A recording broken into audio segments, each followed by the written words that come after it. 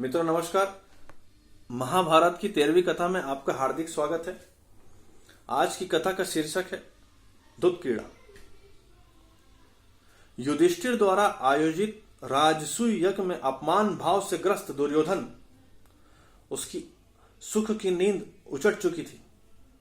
अब वह अपने भाइयों की संपत्ति को छल कपट से हड़प देने की योजना बनाने लगा और उसकी इस उत्कंठा को हवा देने का काम उसके मामा शकुनी कर रहे थे। शकुनी ने दुर्योधन को एक योजना समझाते हुए कहा कि हम सीधे पांडवों को नहीं हरा सकते, परंतु युधिष्ठिर को धूत क्रीड़ा में अधिक रुचि है और उसकी इस गहरी रुचि में वह इसमें निपुण भी है। परंतु यह भी एक संसार का सत्य है कि मुझे धूत क्रीड़ा में हराने वाला कोई जन्म नहीं लिया। तुम पांडवों को धूत क्रीड़ा खेलने के लिए आमंत्रित करो और मैं उन्हें पराजित करके उनकी संपूर्ण संपत्ति हड़प लूंगा। धृतराष्ट्र ने इस दुर्योधन के प्रस्ताव पर सहमति प्रकट कर दी, परंतु विदुर धूत क्रीड़ा से उत्पन्न वैमनस्य और उसके पीछे मलिन उद्देश्यों के प्रति आगाह करते हुए उन्होंने अपनी असहमति प्रकट की। पर लगातार धृतराष्ट्र ने विदुर की सलाह की उपेक्षा करते रहे।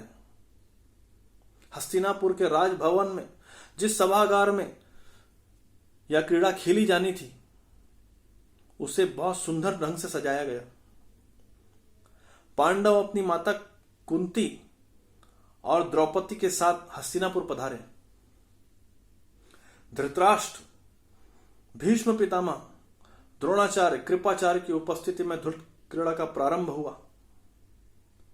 दुर्योधन ने अपनी ओर से खेलने के लिए मामा शकुनी को नियुक्त किया।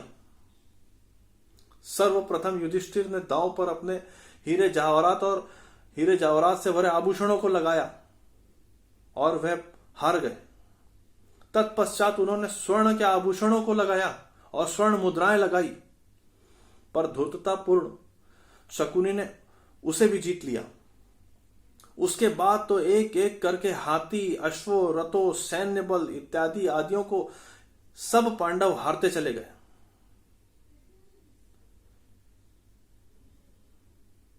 संपूर्ण संपत्ति को जीत लेने के बाद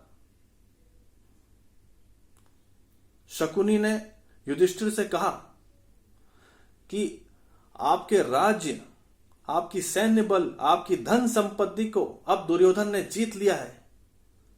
यद्यपि आपके पास अगर कोई शेष बचा हो तो उसे भी दांव पर लगाइए। धर्म प्रिय, न्याय प्रिय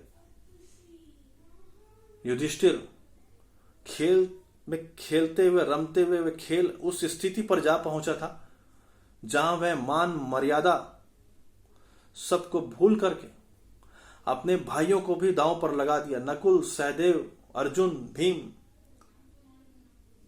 और सबको हार बैठे। तत्पश्चात उन्होंने स्वयं को भी दांव पर लगाया और शकुनी ने ऐसी चाल चली कि वह स्वयं को भी हार बैठे।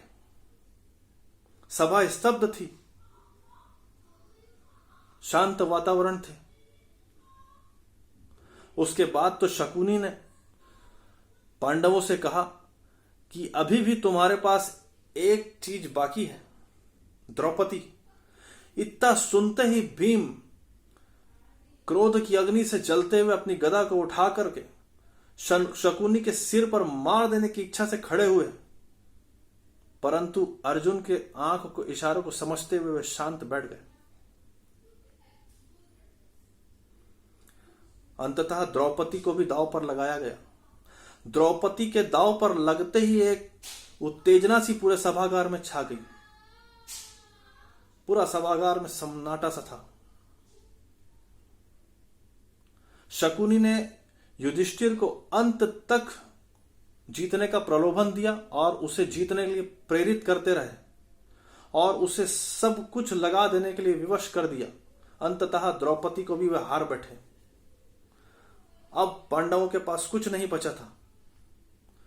उनसे संपूर्ण राज्य और संपूर्ण विजय प्राप्त कर लेने के बाद दुर्योधन, शकुनी, उनके साथी, यहां तक कि धृतराष्ट्र भी खुशी से पागल हो रहे थे।